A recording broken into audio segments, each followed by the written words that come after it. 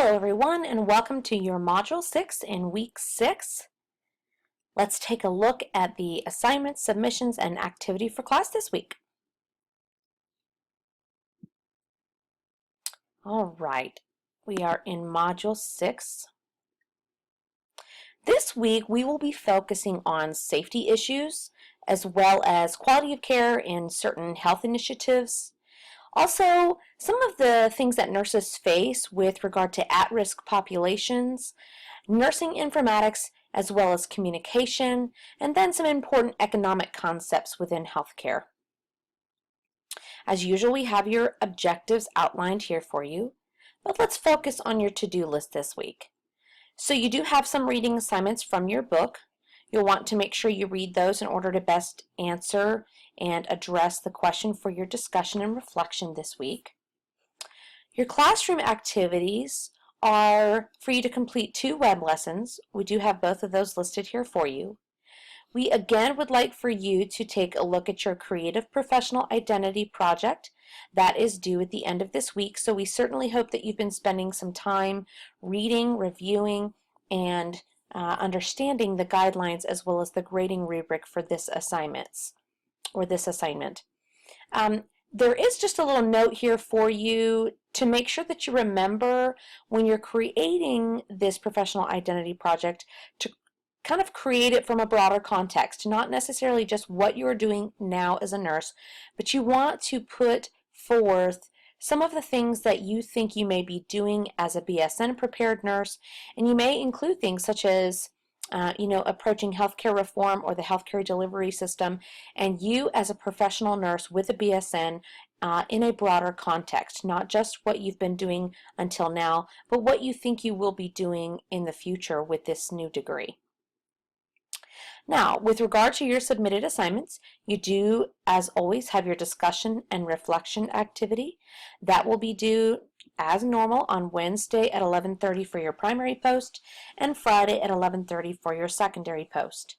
Next, on Sunday, you do also have your Creative Professional Identity project. I am sure that most of you have already gone over that rubric and guidelines. I hope that all of you have, and I hope that you've become very familiar with your media tool to complete this assignment. There are some additional resources that you can use to answer your discussion question and or address for the remainder of the course and your learning. Now, with regard to your discussion and reflection this week, it is different from any of the other discussions that we have had thus far in the class. So you want to make sure that you pay close attention to all of the parts here in your primary post, as well as all of the parts in your response posts. We've had some concerns with students not addressing all of the parts of the questions for each one of these, which will contribute to you losing some points, and I'd like to see you each get maximum points. So make sure that you discuss and address each part of these.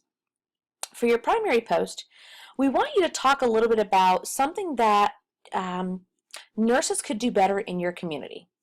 So you want to talk specifically about the role of a BSN RN, okay, so something that a nurse with a BSN would do as opposed to a nurse without one. And then we want you to talk a little bit about a healthcare application, a telehealth application that you would like to invent for the community nurse to improve that access to healthcare. So in addition to that, you want to talk about some of the facilitators, so things that would help to propel your idea, as well as some of the barriers or things that would help to hinder your idea.